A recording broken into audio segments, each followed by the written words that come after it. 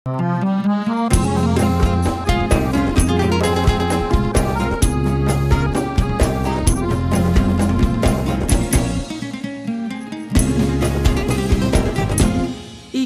crita kisah wong mantu, wong Jawa ya wong Melayu, sedulure kabeh diundang, tangga-tanggane ya dikon rewang. Dina Setu kita sinoman, dina Minggu kita kondangan, pas mangan kita pamitan, nek salaman ora kosongan. Kondangan, kondangan, kondangan. Nyewa kemayo, nyewa pinggan, rusi meja kanggo jagongan.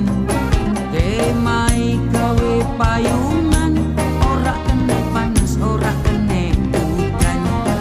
Dina Setu kita sinoman, dina Minggu kita kondangan, mangan kita pamitan, nek salaman ora kosongan.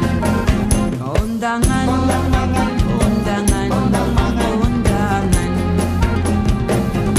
Nek sinoman ngirisi bawang, rajangi kacang, ngonceki kentang, ngirisi daging, ngirisi ayam, yuk masak nang jero wajan.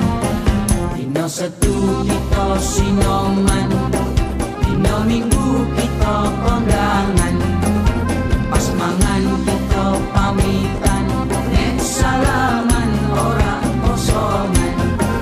Kondangan, kondangan, kondangan.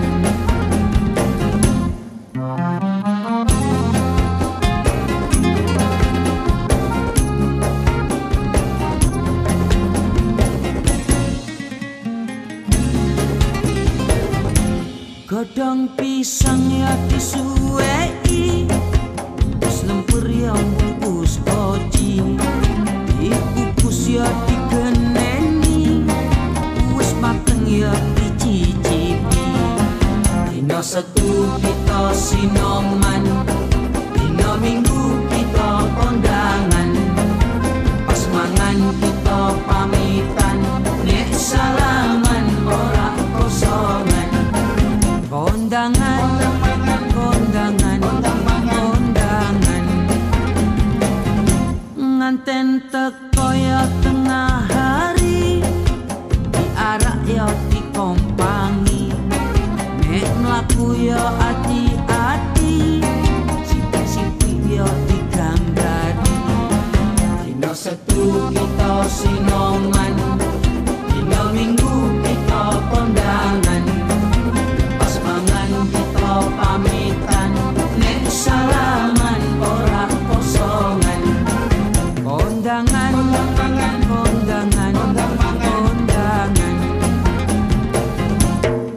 Dina Senin kira-kirahan, dina Selasa bayar sampai